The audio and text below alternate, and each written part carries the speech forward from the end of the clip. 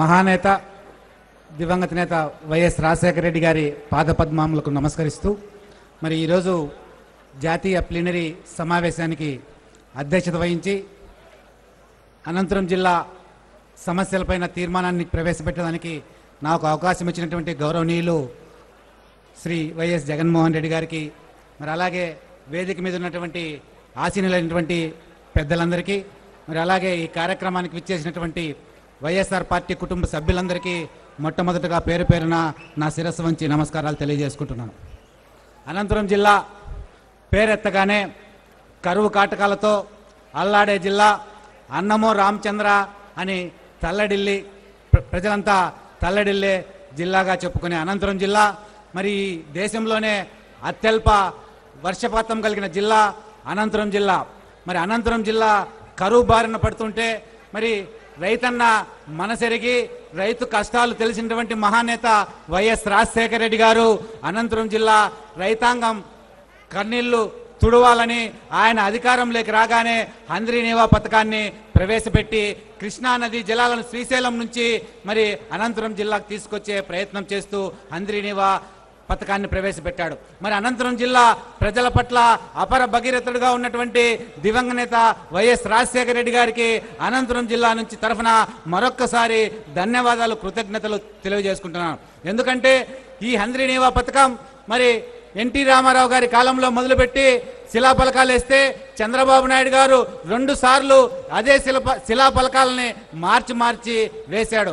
ఆయన హయాంలో కేవలం 8 కోట్ల రూపాయలు ఈ పథకానికి ఖర్చు పెట్టాడు. మరి మహానేత రాజశేఖర రెడ్డి గారు రైతాంగం కష్టాలు తెలిసిన వ్యక్తిగా మరి ఆయన ముఖ్యమంత్రి అయిన వెంటనే దాదాపు 5,000 కోట్ల పైచీలకు మొత్తాన్ని హంద్రీనీవా పథకంలో ఖర్చు పెట్టి జీడిపల్లి రిజర్వాయర్ వరకు కూడా నీళ్లు తీసుకొచ్చిన ఘనత వైఎస్ రాజశేఖర రెడ్డి గారిదని ఈ సందర్భంగా గుర్తు చేస్తున్నాను. మరి అటువంటి పథకాన్ని మరి దాదాపు హంద్రీనీవా పథకం ద్వారా అనంతపురం జిల్లాలో 3,45,000 ఎకరాలకు పైగా మరి సాగునీరు అందించే ఉద్దేశంతో మరి వివిధ పట్టణాలకు తాగునీరు అందించాలనే ఉద్దేశంతో ఈ కార్యక్రమాన్ని ఈ పథకాన్ని ప్రవేశపెడితే మరి చంద్రబాబు అధికారంలోకి వచ్చిన తర్వాత రాజశేఖర రెడ్డి గారు ప్రవేశపెట్టినటువంటి రూపొందించినటువంటి డిపిఆర్ ఏదైతే ఉందో డిస్ట్రిబ్యూటర్ల ద్వారా నీళ్ళు ఇవ్వాలనే ఒక పథకాన్ని పూర్తిగా నిర్వీర్యం చేసి కేవలం జలాశయాలకే నీటిని పరిమితం చేసిన వ్యక్తి ఈ చంద్రబాబు.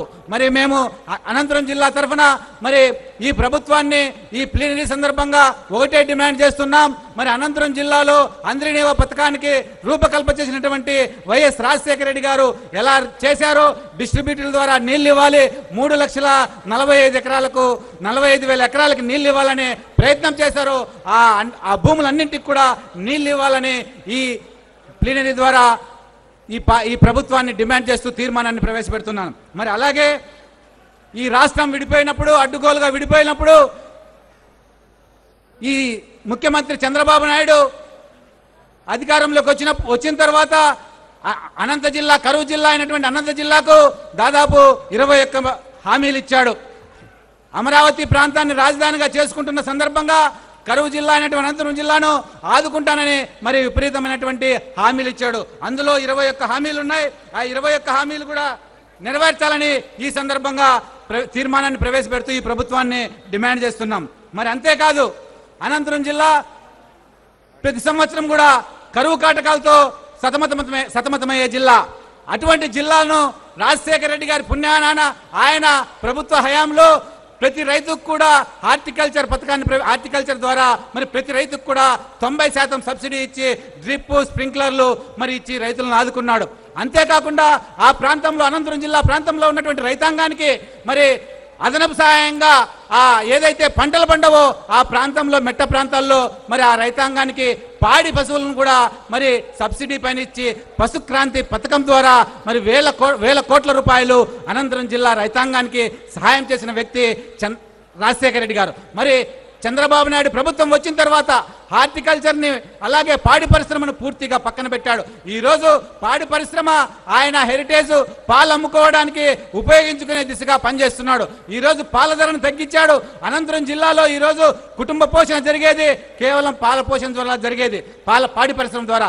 ఈరోజు చంద్రబాబు నిర్వాహకం వల్ల ఆ జిల్లా రైతాంగానికి పాడి పరిశ్రమ ద్వారా వచ్చే ఆదాయం రాకుండా పోతుంది. మరి అలాగే మేము అనంతపురం జిల్లా ప్రజానీకం తరఫున ఈ వైఎస్ఆర్ కాంగ్రెస్ పార్టీ ప్లీనరీలో చంద్రబాబు ప్రభుత్వాన్ని ఒకటే డిమాండ్ చేస్తున్నాం.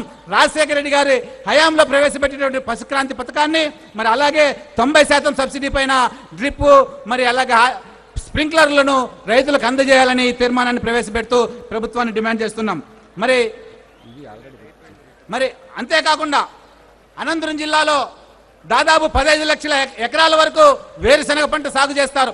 మరి రాజశేఖర రెడ్డి గారు ముఖ్యమంత్రిగా ఉన్నప్పుడు పంట నష్టపోతే ఆ జిల్లా రైతాంగానికి పంటల బీమా ద్వారా దాదాపు 90%, 100% కూడా ఇన్సూరెన్స్ వచ్చేది.